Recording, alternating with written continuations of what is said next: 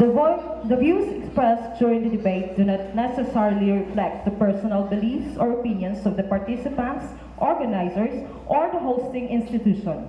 Debate is a platform for critical thinking and exploration of different perspectives. Participants may be assigned positions they do not personally endorse. The goal is to foster understanding and respectful dialogue. Attendees are expected to engage with respect and tolerance. Controversial topics may be discussed. By participating, you agree to these principles. Let me remind all the debaters and audiences in the afternoon debate competition of the following house rules. First house rule. Debaters and audiences must always observe proper decorum while the debate is ongoing.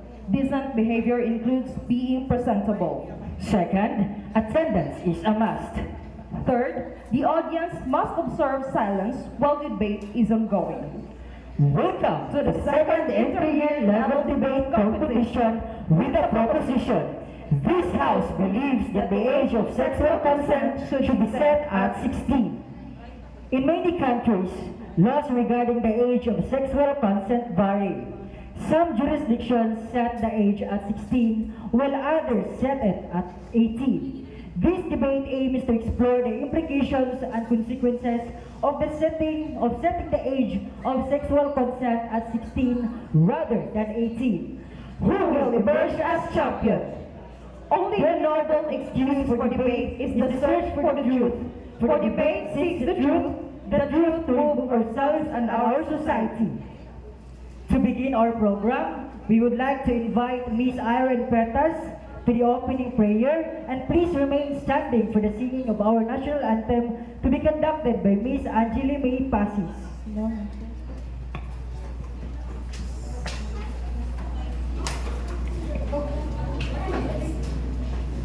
Please all be stand. So let us pray. In the name of the Father, of the Son, and of the Holy Spirit. Amen. Dear Lord, we gather before you as to participate this academic program. Make us aware that we do this competition not for our own glory, but to glorify your name. Grant us with your wisdom to the contestants will value more camaraderie and cooperation that happen today more to the glory of winning. Bestow your generosity and love to all of us present today and bless all those who are left at home. Whatever we accomplish in this competition, we offer all this to you.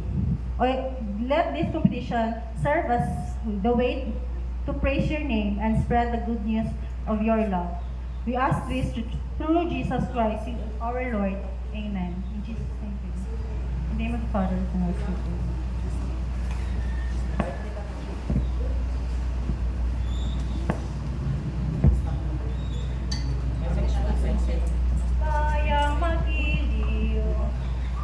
Kaya magiliw, pero sa silanganan, alam ng puso, sa libre mo'y buhay, lupang hinirang, tuwing ka lang mag-ibig, sa manlulupi, di ka masisiit, sa dagat at bundok, sa simoy at sa langit mong mukha, may hilagang tula at awit sa pagnayang minamahal. Ang isap ng patawat mo'y tagumpay na nagdilimlim.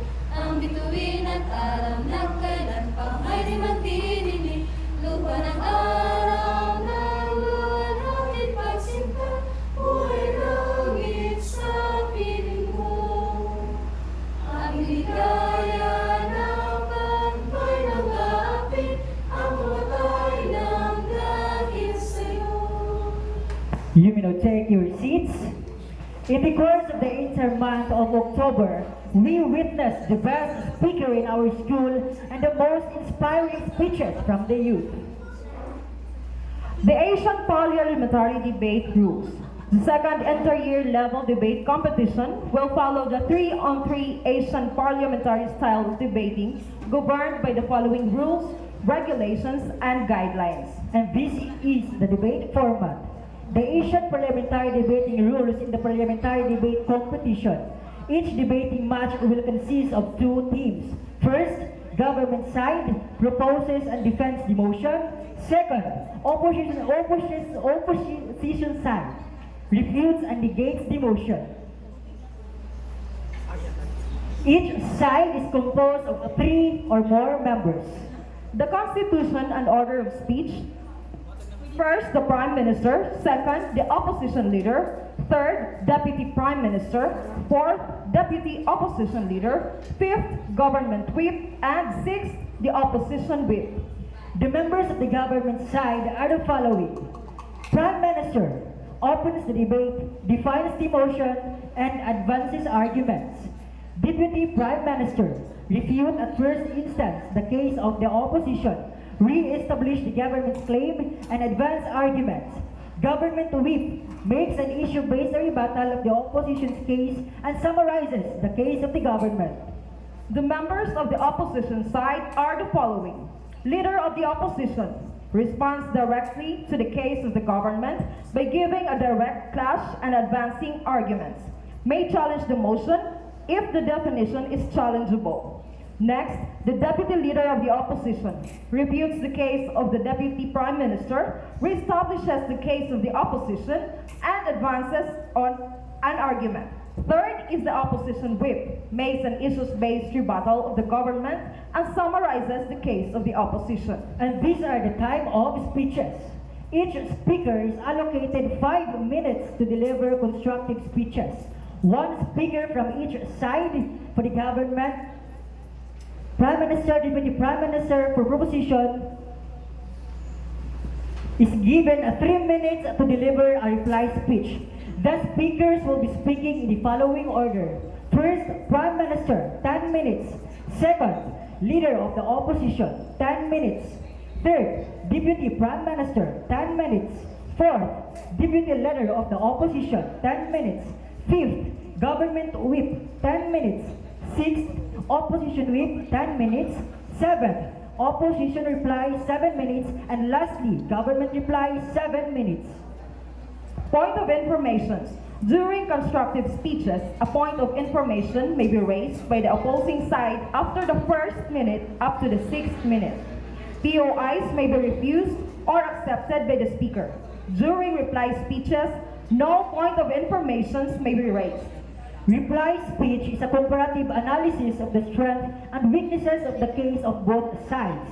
The speech aims to give a biased judgment as to why should the people support the team's claim. The speech is first delivered by the opposition side and followed by the government side, which will close the debate. Use of foul words is strictly and highly prohibited.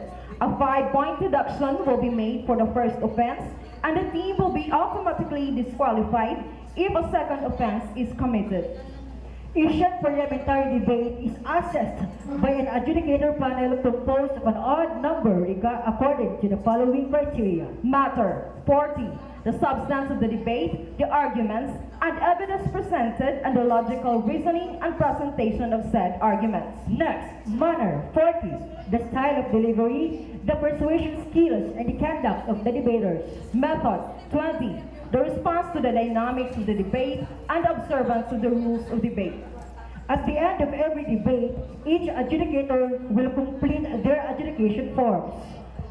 Third, there are no draws in competitive debating. At this point, it's time to put the spotlight to the 6 eloquent debaters. First up, we have the first-year college composed of the Prime Minister, Sir Ronald Dadobo, Deputy Prime Minister, Miller Bernales, and Government Whip, Ruel C. Castro. Representing the government side, to rival the first-year college, we have the second-year college composed of Leader of Opposition, Jennifer Kyla Alfeche, Deputy Leader of Opposition, Christopher Kimari, Opposition Whip, Wendelin Sombrio. Now that we've met our contestants, let us meet the people who will now decide on their fate tonight. We have 7 panels of adjudicators. First is a BS Criminology student and the chief adjudicator for this afternoon's debate. Ladies and gentlemen, Sir Joshua Philip Limpango. Our second judge is a BSBA major in marketing, former member of adjudicators of first SFC entire level debate competition. Ladies and gentlemen, please welcome Sir Dexter S. Bernales. Next is a Bachelor of Science in Education major in English. Let us all welcome Ma'am Edeline Heidi Mabanag. Our fourth judge is an AB process student and champion during the second interior level debate competition category. Ladies and gentlemen, please welcome Ms. Doris May Altizen. Our fifth adjudicator is a AB Pol-Sci student and champion during the second inter-year level debate competition category. Let us all welcome Sir Ariel J. Sigera. Our sixth judge is an AB process student and a champion during the second inter-year level debate competition category. Ladies and gentlemen, please welcome Mr. Jason Marcel. Last but definitely not the least among the adjudicators is our ever dynamic, brilliant, and supportive instructor. Ladies and gentlemen, Sir Brian G. Pedoche. We would like to remind everyone that in this competition are arbitrarily assigned their position in the debate round of the speeches of the debaters. No way reflects in their stand and views in the motion given. At this juncture, we would like to invite the Chief Adjudicator, Sir Joshua Philip Limpango, to give and read the criteria for judging and the proposition for tonight's debate.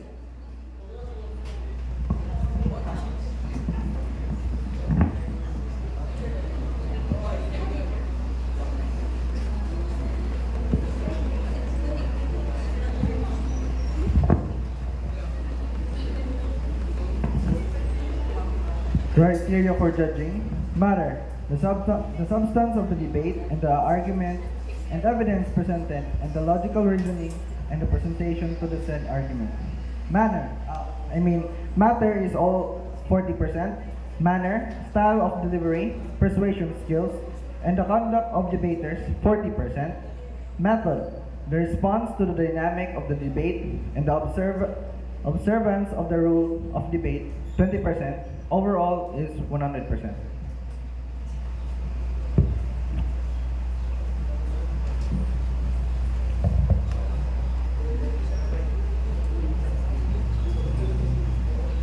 That's all, thank you.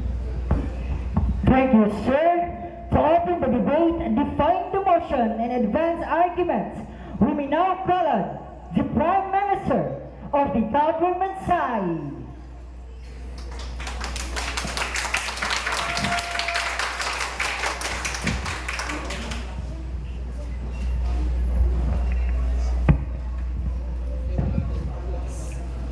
Ladies and gentlemen, panel of adjudicators, it is a great honor and privilege that I stand before you today as the Prime Minister to propose the motion that the age of sexual consent shall be set at 16.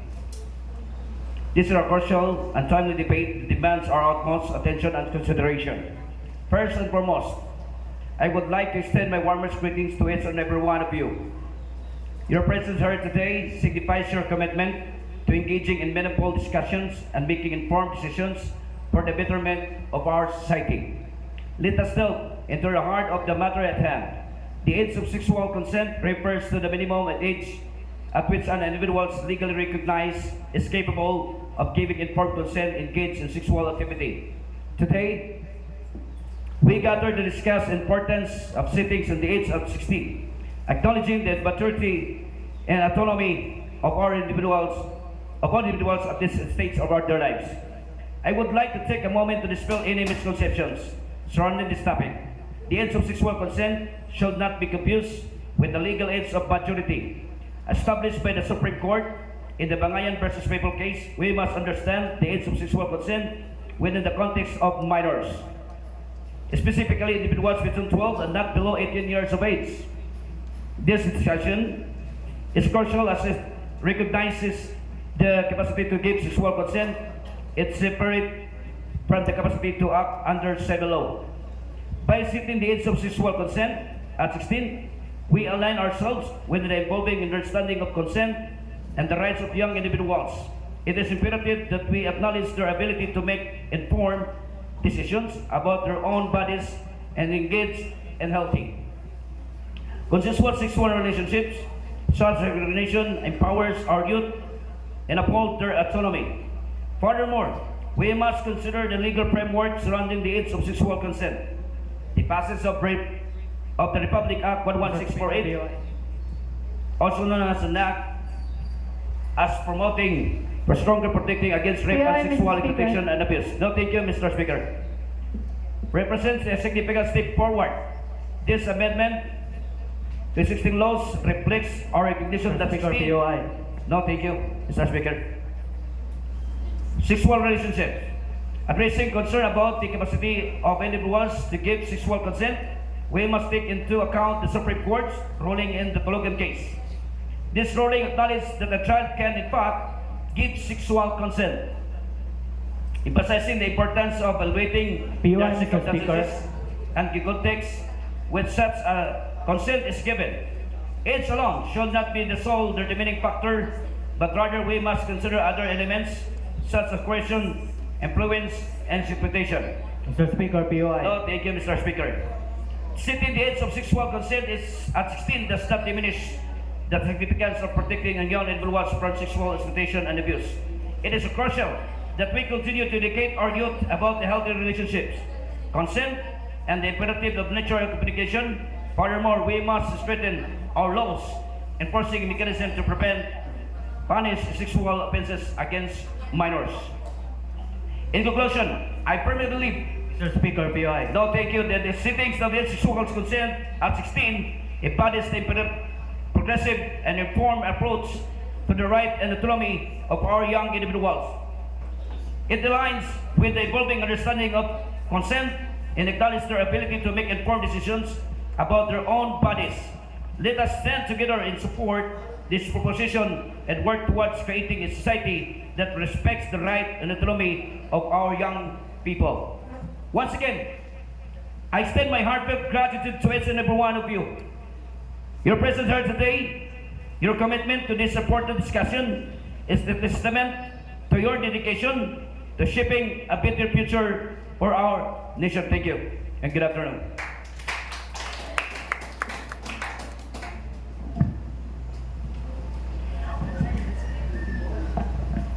Thank you, Prime Minister. To respond directly to the case of the government by giving a direct clash and advancing arguments may challenge the motion if the definition is challengeable. We now call on the Leader of the Opposition.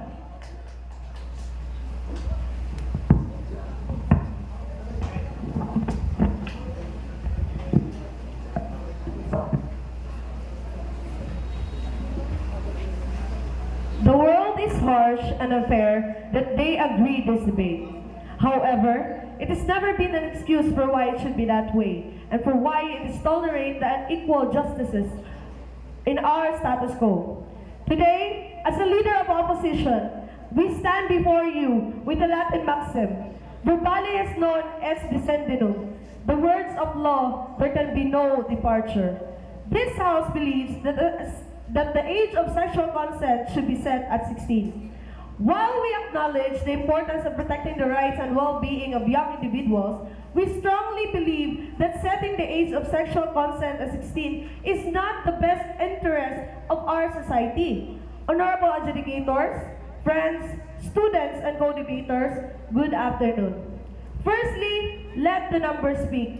In the year of 2015, National Baseline Study on Violence Against Children, a study by the government supported by UNICEF Philippines, 3,866 children and young people revealed that 1 out of 5 Filipino children, sit down Mr. Speaker, age 13 to below 18 have experienced sexual violence. In that note, let us address the issue of informed consent. It is crucial to recognize Madam Speaker, that come on. individuals below the age This is of a debate, 18 Madam may not Speaker. possess the same level of maturity, emotional Madam Speaker. development, POI. and experience as those who are older. By setting the age of consent at 16, we risk exposing Madam vulnerable Speaker, young aye. individuals to situations they may not fully comprehend or be equipped to handle. It is our responsibility to ensure You aye, individuals Madam who have Speaker. reached an age where they are more likely to understand the potential consequences of their action and can give the informed consent. Yes, Mr. Speaker. Madam Speaker, thank you for your recognize me. So, based on what I heard on your instructive speech, you mentioned that 18 is the age of sexual consent. However, according to the Supreme Court decision in Bangay versus People case, General Registered number 235610, September 16, 2020, the age of sexual consent should always refer to a minor, not a person of a legal age. The court stated there is a difference between consent under civil law and sexual consent in criminal law. Therefore, the Supreme Court decision supports the position that the age of sexual consent should always refer to a minor. Do you believe that the Supreme Court decision in Bang is a void, Binishu? Mr. Speaker, I am not here to question that the Supreme Court decision in back is not correct. However, I am here to defend my side and raise my argument that instead of letting the sexual consent be set at 16, it should be raised to 18. Why do we limit the age of consent to 16 if we are here to expand and elaborate and protect the mind, our children from exploitation and sexual harassment? Remember, Mr. Speaker, that by setting 16 as the age of sexual consent is a very preposterous and myopic idea. It can lead to normalization of sexual activity among young people. Moving forward. Secondly, at face value, Philippine laws and regulation may quickly pass scrutiny for protecting and ensuring that the rights of children are neither curtailed nor violated. The welfare of children is enshrined in Article 15, Section 3 of the 1987 Philippine Constitution and states that children have the right to assistance, including proper care, nutrition, and special protection from all norms. The United Nations Convention on the Rights of Children states that it is a treaty that sets out the right of children under the age of 18. Furthermore, setting the age of consent at 16 may undermine efforts to protect young people from exploitation and abuse. The teenage years are a time of Madam significant Speaker. physical, emotional, and psychological development. By raising the age of sexual consent to 18, Speaker, everyone. we provide an additional layer of protection for young individuals who may be more susceptible to manipulation or coercion. This is particularly important in situations where there may be a significant power imbalance, such as relationship with older individuals or authority figures. In addition, it is still 18. The Supreme Court elaborated on that in the case of People of the Philippines versus Udang. For purposes of sexual intercourse and lascivious conduct in child abuse cases under RA 7610, the sweetheart defense is unacceptable. A child exploited in prostitution or subjected to other sexual abuse cannot validly give consent to sexual intercourse with another people. If we base in Texas law, once you engage sex with 17 years old, it is considered as illegal. So how much more if we set 16 years old having sexual intercourse or having sexual consent? Can you imagine how debauchery it is? We are the one who feels 16 to legally engage sexual activity. Unlike rape, therefore, consent is immaterial in cases involving violation of Section 5, Article 3 of Republic Act 7610. The mere action of having sexual intercourse or committing lascivious conduct with a child who is exploited in prostitution or subjected to sexual abuse constitutes the offense. It is a malum prohibitum, an evil that is prescribed. In pari passu principle, the Supreme Court has recognized the government's role as the parents of the nation in protecting the welfare of minors. This principle can be invoked to argue against the setting of age of sexual consent at 16, emphasizing the state's interest in safeguarding young individuals who may not have the capacity to make fully informed decisions. Additionally, we must consider the potential impact on societal norms and values. By setting the age of consent at 16, we risk sending a message that sexual relationships involving young individuals are acceptable or even encouraged. This may have unintended consequences such as increase in teenage pregnancies, sexual transmitted infection, or unhealthy relationship. It is our duty to foster a society that values the well-being and development of young people. Setting the age of consent at 18 aligns with this objective. Madam Speaker. Moreover, it is important to note that the current age of consent in many jurisdictions is already Come on, set Madam at Speaker, 18. come on. Changing the age This is limit debate, Madam Speaker. would require significant legal and administrative adjustments as well as potential challenges in enforcing the new legislation. This may create confusion and inconsistencies within the legal system, leading to potential loopholes or inadequate protection for young individuals. Another reason for the problematic age is the conflicting laws on the ages of consent in relation to sex and sexual health. Under the implementing rules, regulation of Republic Act Number 1035-4 or the Reproductive Health Law, minors are prohibited from accessing contraceptives or family planning services, from barangay clinics without parental consent. In conclusion, while we acknowledge the need to consider the rights and autonomy of young individuals, we firmly believe that setting the age of consent at 16 is not the most prudent course of action. By maintaining the age of consent at 18, Madam Speaker. we prioritize Please, the Madam Speaker, protection this is and a debate. individuals who are more likely to understand the consequences of their action, can give well-being to our youth, ensuring that informed consent. Let us work together to create a society that safeguards the right and development of young people. Here are some advantages to support our argument that 18 is the age of legal consent. First, according to American Psychological Association, 18 is the legal age for which the person considered matured enough, able to consent to engage sexual activity. Second, reproductive health services parental consent begins at 18. And lastly, 18 is not manipulative and can fully decide in making decisions. Thank you.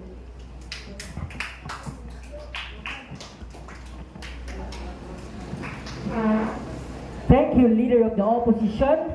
To refute at first instance the case of the opposition, re-establish the government's claim and advance argument, we now call on the Deputy Prime Minister.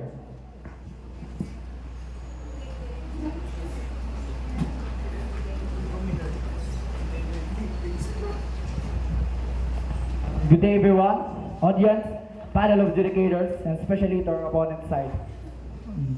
Before I elaborate on my position, I would like to rebut the answer of our opponent. It is clear that the passage of RA 11648 is in line with the recommendation of the 2016 United Nations Committee on the Elimination of Discrimination Against Women and the recommendation of the UN Committee on the Rights of the Child to raise the age of consent in the Philippines from 12 to 16. As a signatory to these conventions, the Philippines cannot neglect its international obligation to implement the recommendation to raise the age of sexual consent. This is one of the reasons why RA 11648 was passed into law. To start my constructive speech, I stand before you today as a Deputy Prime Minister with a strong conviction and determination to support our Prime Minister's stand on setting the age of sexual consent at 16. This is a crucial and timely debate that demands our utmost attention and consideration, as well as to present a proposition that holds immense importance of the protection and well-being of our youth. I firmly believe that the age of sexual consent should be set at 16, and I will present compelling arguments to support these stance. Firstly, it is important to recognize that the setting of age at 16 is consistent with international standards and practices.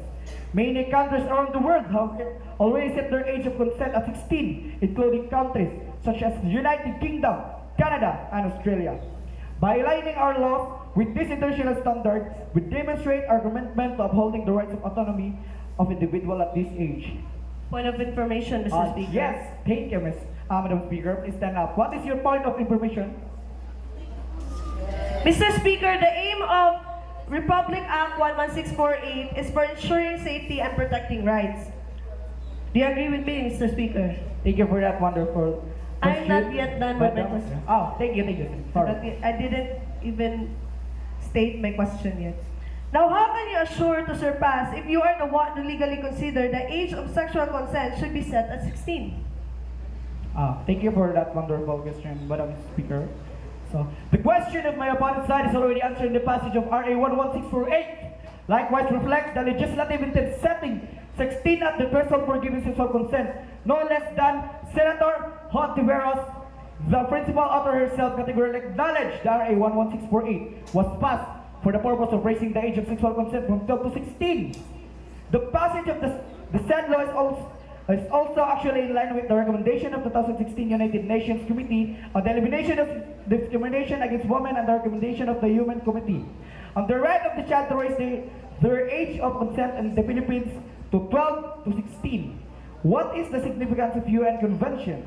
The Philippines being a signatory to this convention, it cannot neglect its international obligation to put into provision the recommendation of these committees to raise the age of sexual consent from 12 to 16. The recommendation is one of the reasons why RA 11648 was passed into law. To continue my constructive speech, secondly, the setting the age of consent at 16 acknowledge the realities of teenage relationship. It is a well-known fact that teenagers often engage in consensual sexual relationship with their peers. Thank you, Mr. Speaker. I'm done with your POI. By criminalizing this relationship, we thereby accepted them underground and creating unnecessary stigma and harm. Instead, by setting the age of consent at 16, we can create an environment where young people feel comfortable seeking guidance and support. I'm done with your POI, Mr. Speaker. Relax. An education about healthy relationship. Thirdly, let us address the misconception that the age of sexual consent should be equated with the legal age. It is essential to understand that concept of consent within the context of sexual predation is distinct from the civil law concept of capacity to act. While individuals under 18 may lack the capacity to act under civil law, this cannot be applied to sexual consent. The Supreme Court in the Bangayan versus People case explicitly recognized by the capacity of individuals between 12 and below 18. I'm done, Mr. Speaker. Please relax. Give to sexual consent. This distinction is crucial in understanding the legal implication and nuances regarding the age of sexual consent. Teenage relationship and allocate our resources effectively to combat sexual exploitation and abuse. Moreover, we recognize the importance of comprehensive sex education in empowering our youth to make informed decisions and engage in healthy behaviors. Let us stand united in support of this proposition and work towards creating a society that respects and protects the rights of the young people. Together, we can shape a future where our youth can navigate their relationship with confidence, knowledge, and autonomy. Thank you for your unwavering commitment to this important discussion. Your president today signifies your dedication to the betterment of our society. We are proud to propose. Thank you.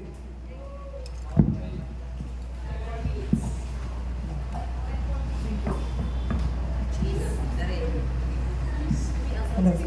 Thank you, Deputy Prime Minister. To refute the case of the Deputy Prime Minister, re-establish the case of the opposition, and advance an argument. We now call on the Deputy Leader of the Opposition.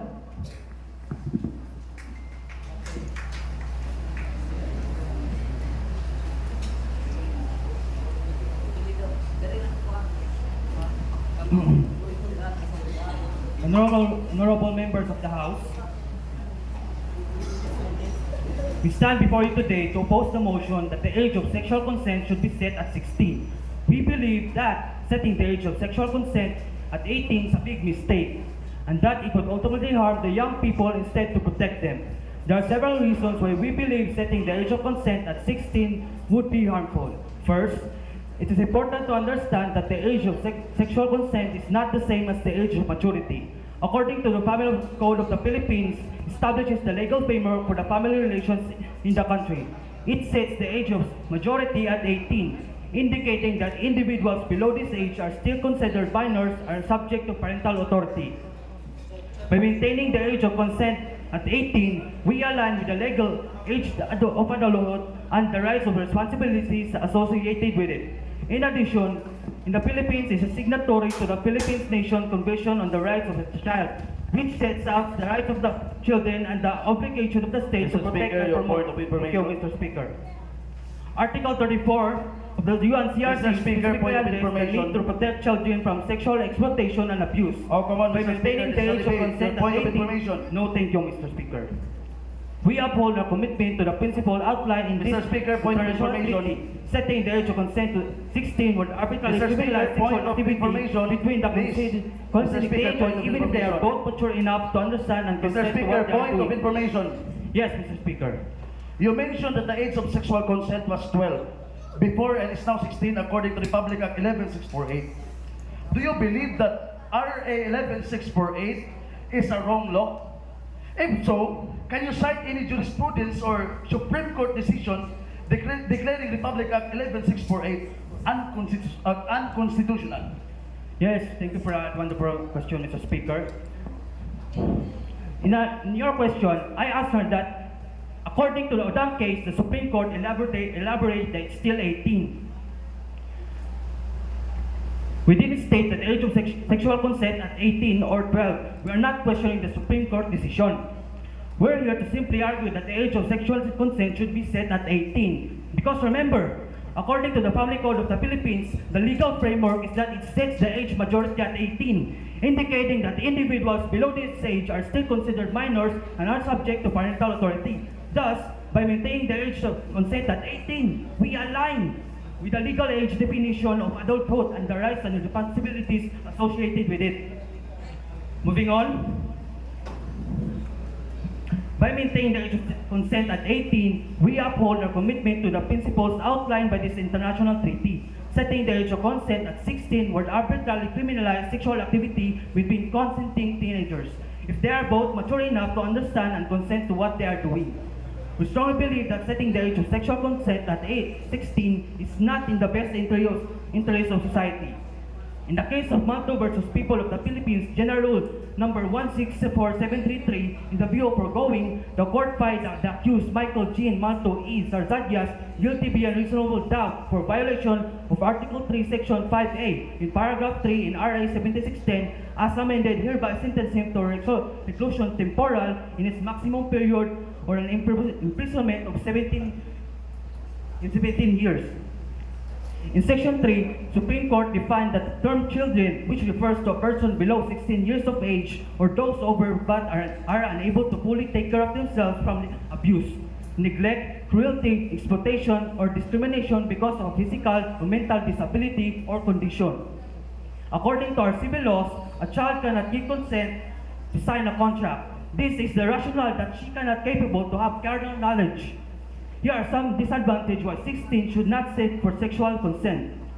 First, it increased child trafficking. Second, increased child exploitation. Third, increased early marriage. Fourth, lack of individual assessments. And lastly, lack of cognitive and emotional development. On the other hand, setting the age of consent at 16 would send a message to young people that they are not capable of making their own decisions about their sexuality. This could damage their self-esteem and make them less likely to seek out healthy and supportive relationships.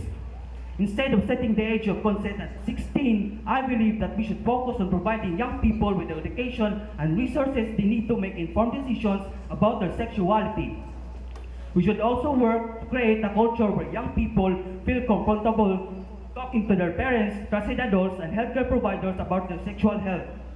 Furthermore, setting the age of consent at 16 may undermine efforts to protect young people from exploitation and abuse. The teenage years are a time of significant physical, emotional, and psychological development. By raising the age of consent to 18, we provide an additional layer of protection for young individuals who may be more susceptible to manipulation or coercion, especially in situations where there may be a significant power imbalance.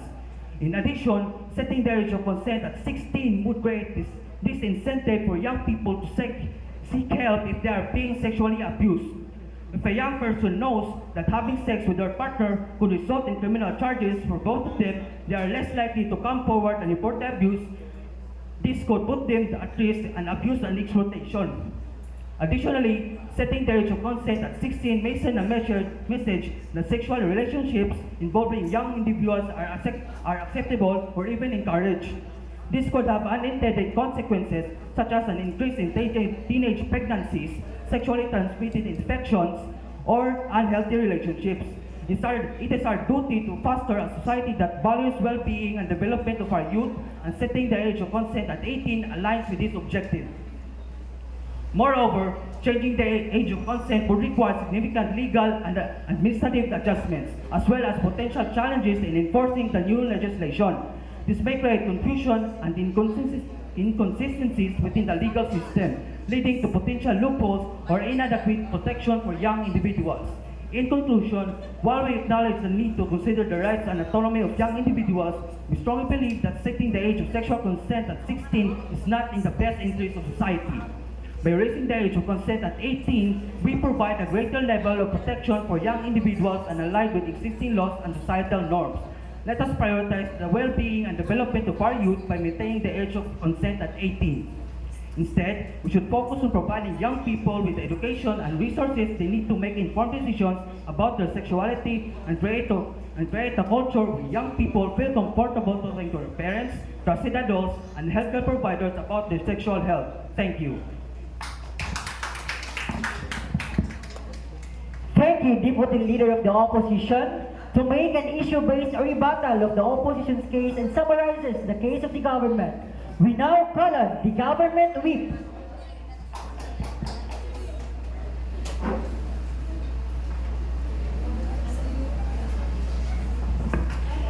Good afternoon, everyone. Before I elaborate on my position, I would like to rebut the answer of our worthy opponent. They have failed to provide any jurisprudence or Supreme Court decision declaring Republic Act 11648 unconstitutional. Therefore, Republic Act 11648 is constitutional, enforceable, and valid. The age of 16 is only an exception for legal age and cannot be the general rule because there is a different concept of consent under civil law and criminal law. The Supreme Court recognized a child's capacity to give sexual consent in criminal cases involving violations of Section 5, Article 3 of RA number 7610. Republic Act 11648 is a mere mathematical increase from 12 to 16 and does not modify the principles laid down in Bangayan and Tulagan cases regarding the age of sexual consent. It is recognized by law that 16 is the threshold age for individuals to decide for themselves in sexual relationships. However, below 16, even with consent, the law presumes that consent is immaterial due to presumed incapacity to discern good and evil. Our worthy opponent has failed to provide evidence to support their arguments, making their arguments half-truths. Honorable Chairperson and esteemed panel of adjudicators, fellow debaters, and distinguished guests, ladies and gentlemen, a pleasant day to one and all. Today, I stand before you as the government whip to deliver my final speech in support of setting the age of sexual consent at 16, while the motion suggests 16 as the age of consent. I would like to bring to your attention the significance of the Tulagan case where the age of consent was still recognized as 12. However, with the passing of Republic Act 11648, the age of consent was raised to 16. It is important to note that this Mr. Speaker. No, thank you. From 12 to 16, it's not a modification of the principle laid down in Bangayan and Tulagan cases regarding the age of sexual consent. Mr. In addition, Speaker, PUI. no, thank you. I rise today as the government with to reinforce and expand upon the Mr. compiling Speaker, please arguments. accept my thank PUI, you. please. Sit down, thank you. Compiling arguments put forth by the Prime Minister and Deputy Prime Minister in support of setting the age of sexual consent at 16. I will further analyze and reinforce the key points made by the Prime Minister, emphasizing the legal implications, the involving understanding of consent, and the importance of education and strengthening our laws. Firstly, my Prime Minister effectively addressed the misconception that the age of sexual consent should be with the legal age of majority by clarifying the age of sexual consent should be understood within the context of minors, specifically individuals between 12 and not below 18 years of age. The Prime Minister provided a clear distinction. Mr. Speaker, PUI. No, thank you. This distinction is crucial in understanding the legal implications and nuances surrounding the age of sexual consent. It allows us to protect young individuals from sexual exploitation and abuse while recognizing the ability to make informed decisions about their own bodies. Additionally, my Prime Minister highlighting the importance of aligning ourselves with involving understanding of consent and the rights of young individuals. By setting the age of sexual consent at 16, we acknowledge their ability. Mr. Speaker, accept my POI. Okay, go ahead with your point of information. For you, Mr. Speaker, does a 16 years old fully understand the sexual consent? Word to put it down. I would like to reiterate the law says pursuant to Republic Act 11648. It is a mere mathematical increase from 12 to 16. It does not modify the principle laid down in Bangayan Dulagan case about the age of sexual consent. And the Republic Act 11648 that amended the provision of both RPC and Republic Act 7610. There is no doubt that 16 is a threshold age. When we say 16 is a threshold age, it is recognized by law that 16 has enough to decide by herself or himself if they give to a sexual relationship. But below 16, even if you have consent, the law presumes that your consent is immaterial because of your presumed incapacity to discern good and evil. Based on please listen, Mr. Speaker, based on the Public Act 11648, Section 1, Article 266-A of Act number 381, please listen, otherwise known as the Revised Penal Code as amended by Republic Act 8353, known as the Anti-Rape Law of 1997, is hereby further amended to read as follows. D. When the offended party is under 16 years of Mr. age Speaker. or is demented, listen down.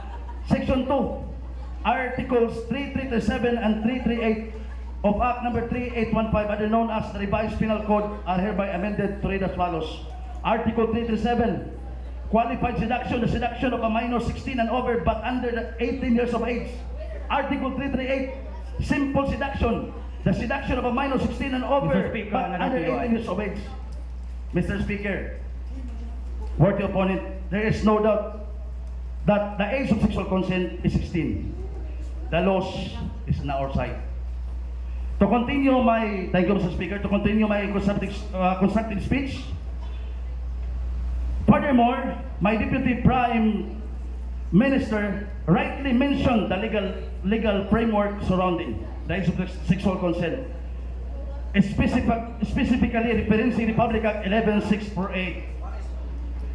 This legislation aims at promoting stronger protection against rape and sexual exploitation and abuse. Mr. Speaker, POI. No, thank you. I have already answered your point of information, Mr. Speaker. Come on, relax. Well, I have another Sit down and POI. quiet. Reflects our commitment to safeguarding the well-being of our youth by amending existing laws to recognize 16 Mr. Speaker, please accept another no, POI. thank you. Recognize 16 as the appropriate age for individuals to engage in creating a legal framework that aligns with to align the realities and complexities of adolescent relationships. This legislative moves reflects a comprehensive understanding of the realities and complexities surrounding sexual consent among minors. Under Republic Act 11648, which amends the provisions of the both Revised Penal Code and Republic Act 7610, it is clear that 16 is recognized as the threshold age for individuals to decide for themselves whenever to engage sexual relationships. However, below the 16 or below the age of 16, even if there is consent, the law presumes that the consent is immaterial due to the Mr. presumed Speaker, incapacity, POI, please. no thank you, of minors to discern good and evil. In conclusion, the passage of Republic Act 11648, which sets the age of sexual consent at 16, it is not only in line with the legislative intent but also reflects international recommendation and obligations. It is our duty to ensure well-being and protection of our youth. And raising the age of sexual consent to 16 is a step in the right direction. Let us support the motion and work towards creating a safer and more inclusive society for all. Thank you and God bless. Thank you, Government Whip. To make an issue-based rebuttal of the government and summarize the case of the opposition, we now call on the opposition whip.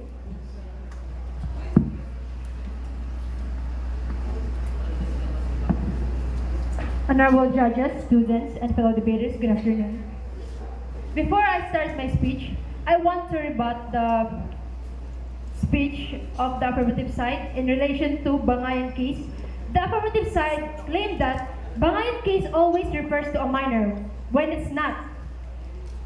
The court's ruling clarifies that consent is crucial factor in determining the guilt cases of sexual abuse involving victims between 12 years old and below 18 years of age.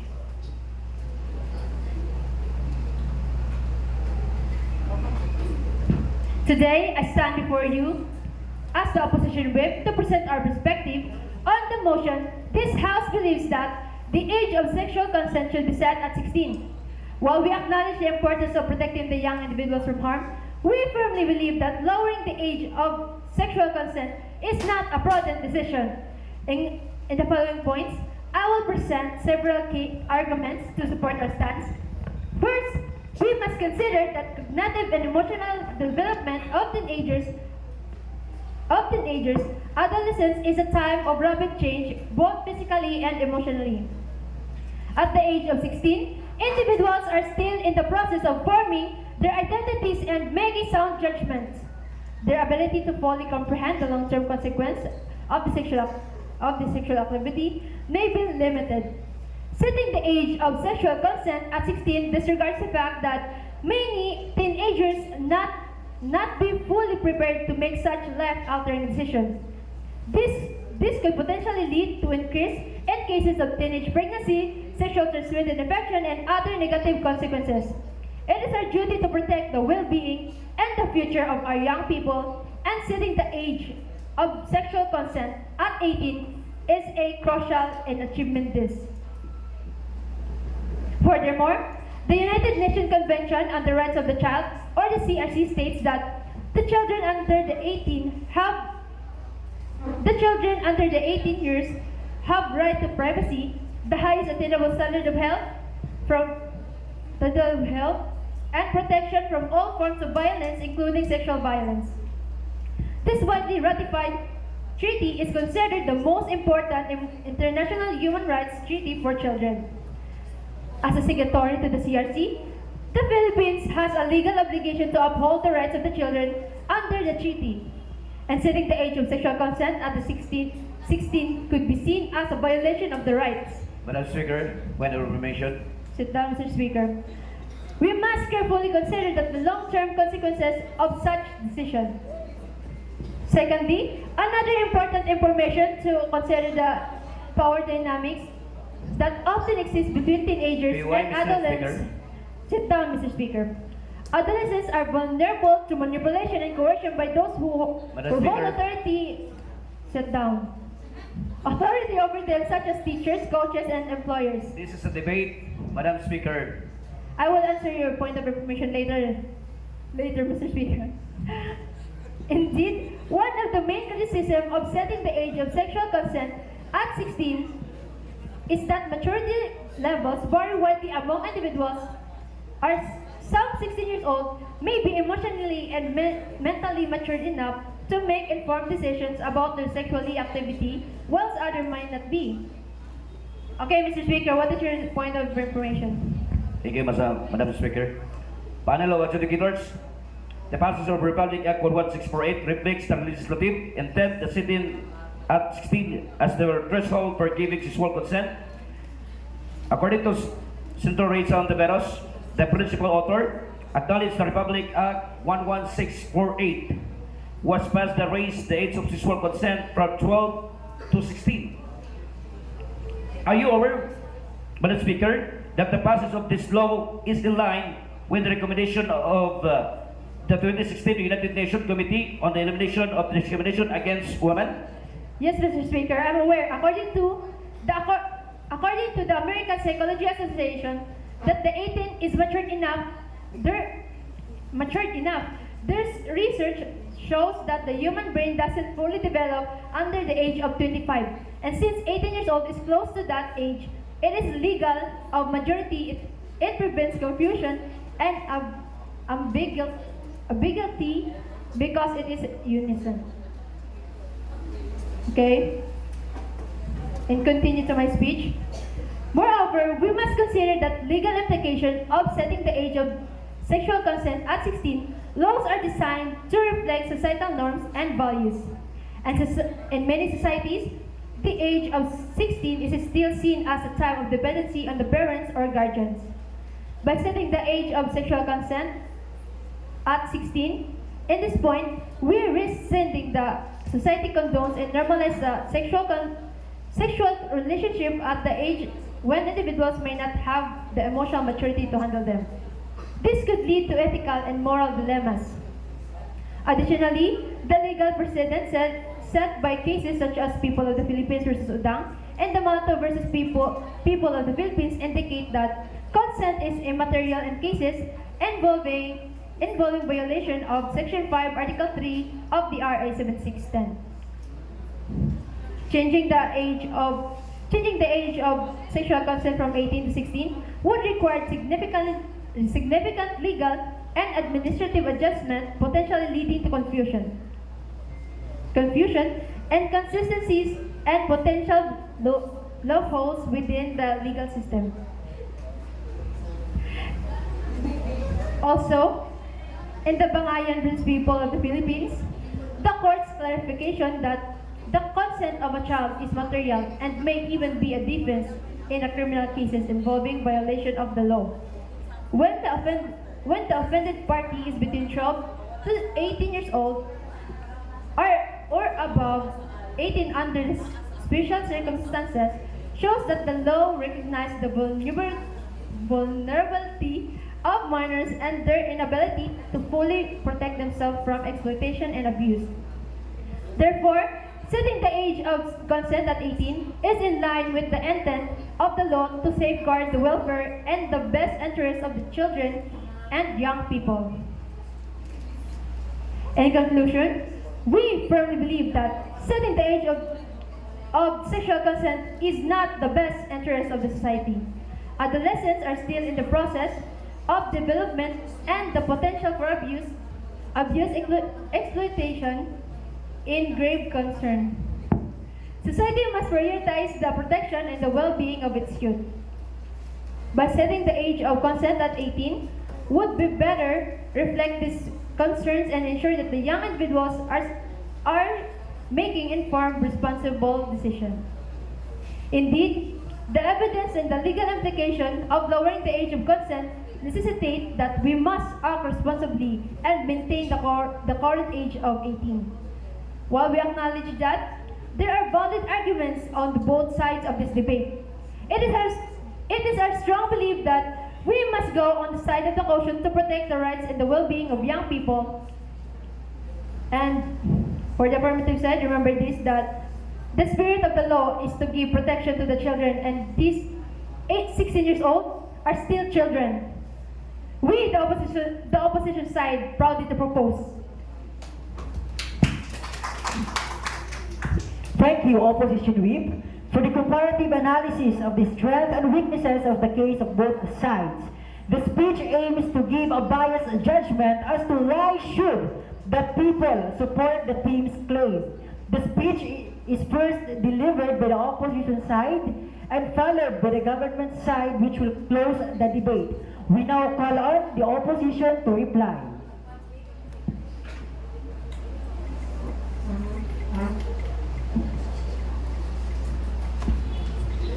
Before I read my opposition reply, I would like to rebut and enlighten some sustainable points of information that the affirmative side are failed to answer and being fed up piles in this afternoon's debate. Firstly, the affirmative side cannot cite any Supreme Court decision that support their argument that 16 are capable to defend themselves and have a carnal knowledge in engaging sex. Secondly, if the aim of Republic Act 11648 is to expand the safeguards and safetiness of our young children, why they are the one who limit the age of sexual consent to 16 instead of 18? And lastly, knowing the fact that setting the age of sexual consent at 16 has a lot of implications like child exploitation, child trafficking, and increased early marriages that drag children's life into misery. Ignorantia leges neminem excusat. Ignorance of the law excuses no one. We are here today because we are not afraid to turn this country into the country that it should be, rather than to settle the country that we see it today. Ladies and gentlemen, we think the affirmative side so far are pessimistic for this proposition in this afternoon's debate. Honorable speakers from the affirmative side, grow up. See what is the reality from the moment that the brightest smile of every Filipino children turned into misery. Imagine asking this question. Imagine then, if you can, that a 16-year-old facing a lot of violence. These are actual documented questions asked of children having victims during the court hearings. Those 12 and above are seen old enough to give sexual consent to an adult and undergo the trauma and testifying in court for they were raped. Child cases are reported every day. Philippines has the lowest age to determine the statutory rape in Asia. We, the opposition side, strongly defend our stand that 18 is the legal age to engage sexual consent. Why? At 18, you can vote, you can get married, and sign contract because according to the American Psychological Association, 18 years old are matured enough to decide what is right and wrong and making decision. Unlike the 16-year-old, which they are not yet fully developed, even their mind, body, and soul. Imagine all parents out there who might hear this debate. This is the time to challenge the law, making body to set the age of consent to 18. The opposition side always harping that 16 years old are matured enough to have sex with a man. Then I would like to ask the author of Republic Act 11648 here the whimpers and grievances of the offended party. Do you have a small conscience? The idea of age consent merely disgusting and indecent for the children and parents. The author of the aforementioned law clearly exploited and neglected the importance of dignity of children. According to 1987 Philippine Constitution Section 3, Paragraph 2, of an Article 15 states the the right of children to assistance including proper care, nutrition, and special protection from all forms of neglect, abuse, cruelty, exploitation, and other conditions that prejudice their development. How come that a 16-year-old can fully understood what is sex and the risk that they undergo? If the goal of our government is to expand the safeguard and protection to our children, then why they surpass and limit the age of consent, which is set to 16 and not 18? How myopic and preposterous it is. Section 10 of Article 2 states, recognize the vital role of the youth if they are the one who teach them the sexual intercourse at 16. Even watching rated SPG is allowed is because it is legal according to Republic Act 11648. The Family Code of Philippines established the legal framework. It sets the age of majority at 18, that indicating individuals below this age still considered minor and are subjected to parental authority. By maintaining the age of consent, we align the legal set of age, 18, to avoid teenage pregnancy and decrease poverty in our population, and give the bright future to our young fellow citizens to see the beautiful smile of their faces, not grievances. We, the opposition side, are proud to propose, and we are proud to say that we can bring home the bacon. Thank you. Thank you, opposition reply, for the comparative analysis of the strengths and weaknesses of the case of both sides. The speech aims to give a biased judgment as to why should the people support the team's claim. The speech is first delivered by the opposition side and followed by the government side, which will close the debate. We now call on the government to reply.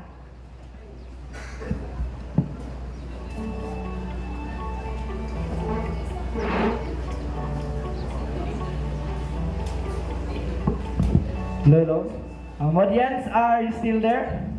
Panel of adjudicators at the opposition side. Before I elaborate on my position and support our Prime Minister in this motion, I would like to rebut the answer of our worthy opponent regarding the Supreme Court decision in Bangayan versus People case.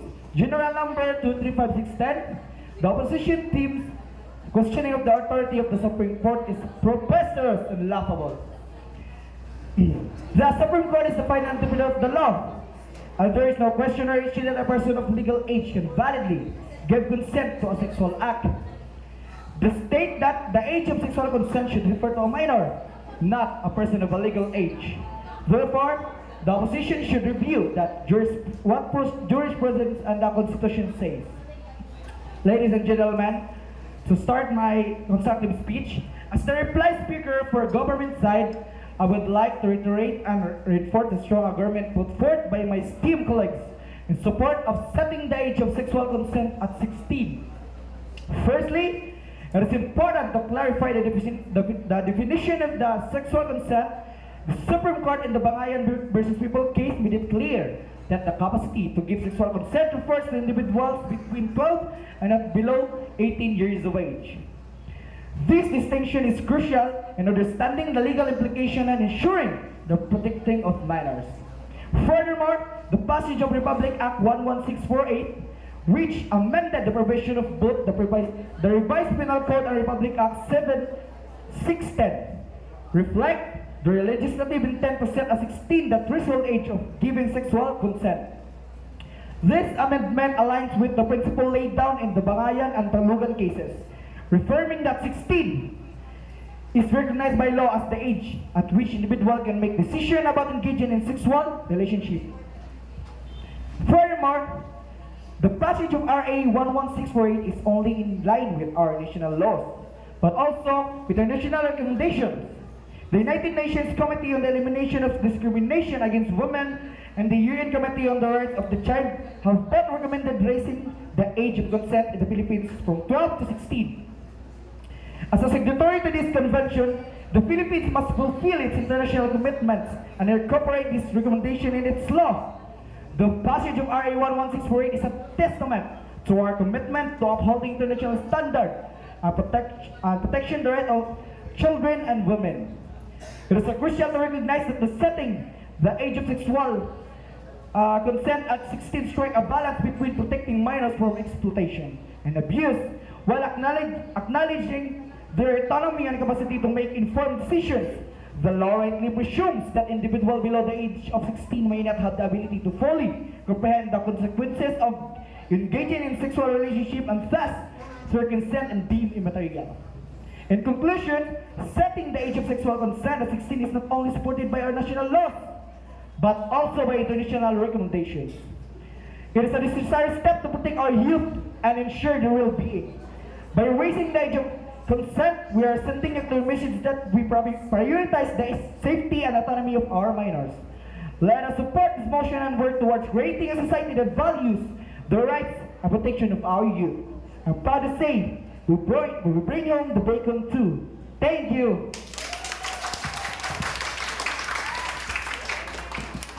With that, we conclude our debate competition. Requesting the government and opposition team, please close the house.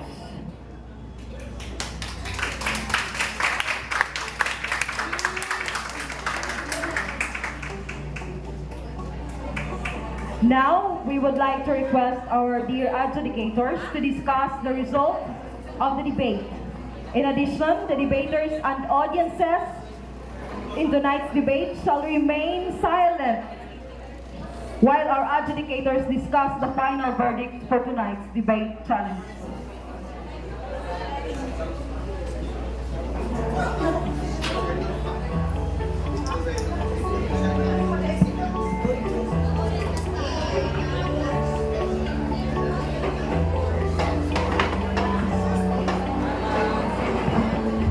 Hello, mic test 1, 2, 3. Check. Continue lang sa kadalihan. For information to all, muna akong mga original na researcher sa second year. Sila ang original nga debaters, pero silang mga original nga researcher. Gilaban ako siya. But, I also commend to the first year. Basta mo dool ang gid mo sa inyong instructor, willing mo muhatag og time, willing mo mobilar, which means makakita mo performance na sama po ani. So, I therefore conclude that what dai ko nasayop sa pagkuha sa mga potential nga bata sa first year side. Okay? Helong sa taha kay murag kami po'y mag-debate ani karon because ang ganda din naman ng laban Di ba? Kulba daw sila. Don't worry.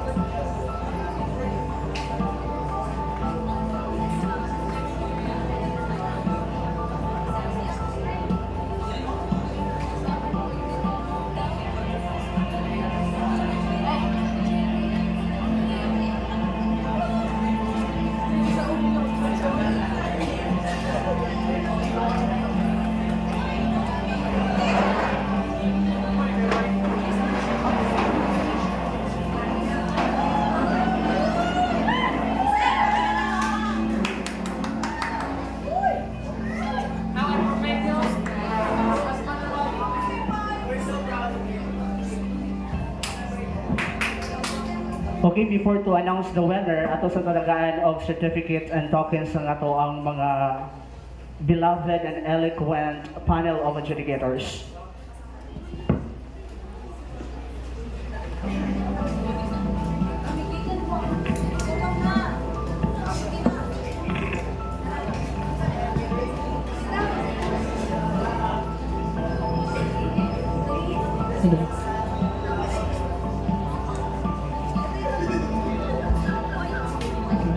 So before the final verdict announcement, we would like to give the certificate of commendation to Sir Ariel J. Sigera in recognition of exemplary acumen and discernment demonstrated as a distinguished judge in the esteemed second inter-year level debate competition hosted by the illustrious San Francisco Colleges. Your unwavering dedication as to expertise and unwavering commitment significantly elevated the competition's grandeur and success. Another certificate of commendation is given to Ma'am Doris May Altizen. Another certificate of commendation is presented to Mr. Jason S. Marces. Another certificate of commendation is presented to Sir Joshua Philip B. Limpango. Another certificate of commendation is presented to Mr. Dexter S. Bernales.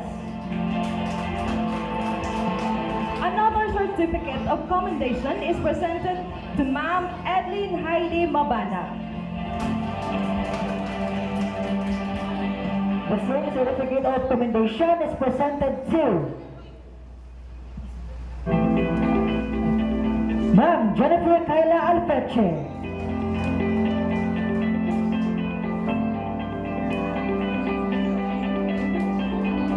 Another certificate of commendation is presented to Sir Christopher Ryan Gemary. Another certificate of commendation is presented to Miss Wendeline Sombrio. Another certificate of commendation is presented to Mr. Miller is Bernales.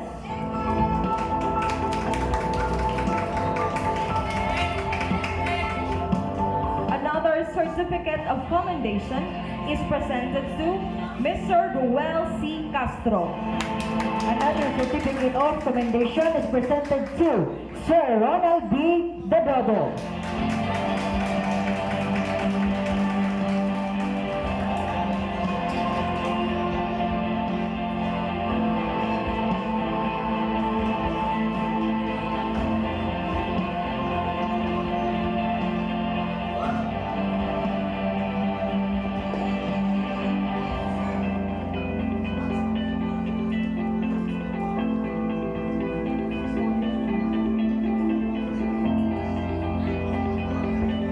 Thank you very much.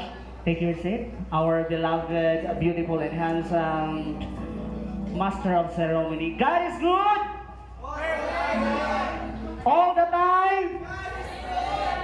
I want to hear the loudest scream of the student of San Francisco Colleges. Hep hep! Okay, buhay na buhay. Ay, ready ang ato ang golden tiara kami daw. Ladies and gentlemen, panels of adjudicators, thank you very much.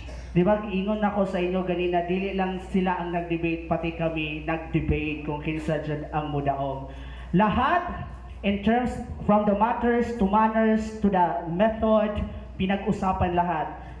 Technicality of matters in terms of the consistency of the point, the thought and the points of views or the manifestations, and also the manners, how they accept the POI, how they rebut, and also how they persuade their constructive speech.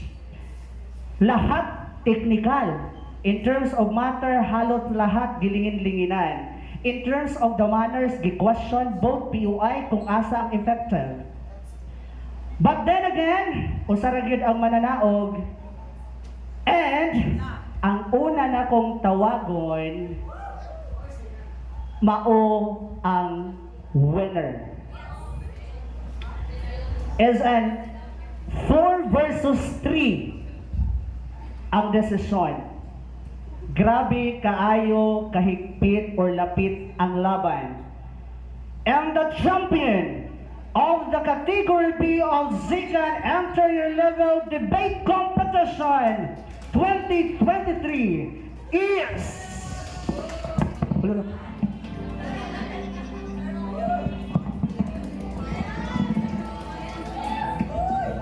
And the champion goes to... Thank you very much, panel of adjudicators. I love you all. Okay, once again, I would like to hear the loudest screams of the students of San Francisco College's Happy! Dili na nato lang ngayon. And the champion of the category B of the second entry-level debate competition 2023 is the government side!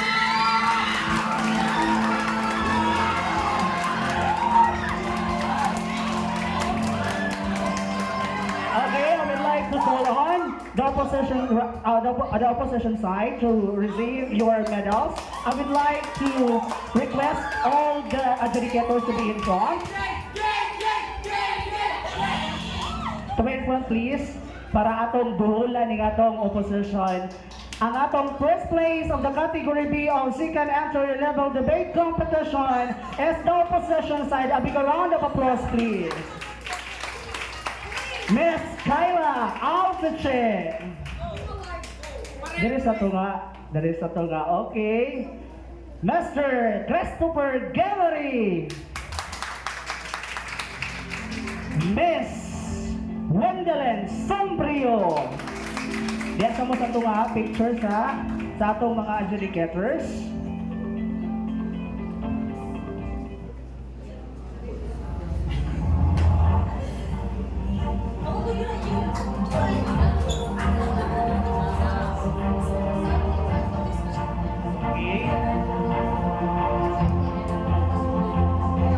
Okay, thank you very much, the opposition side, and the champion from the government side.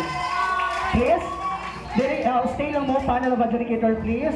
Mr. Ronald Dadulpo, Mr. Miller Bernales, and Mr. Raul Castro.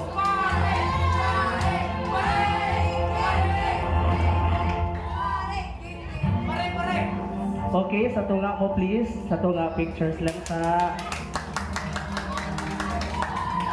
Sige na.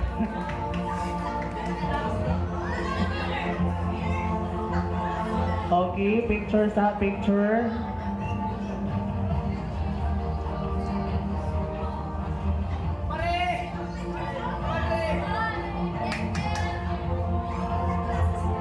MC, itapuson sa nato. Please take your seat. Unya na lang. Mag-final ka o picture para matapos lang ang program.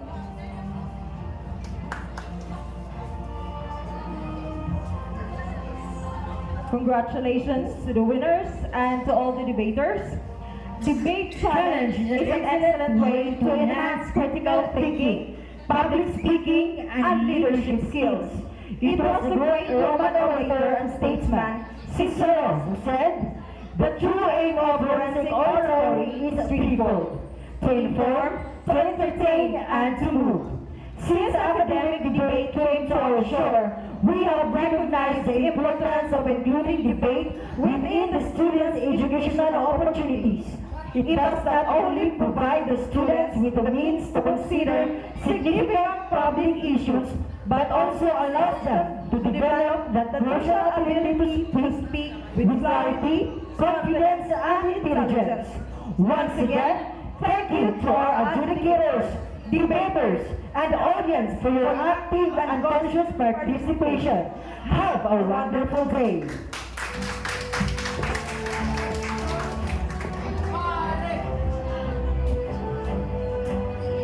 Okay, both government and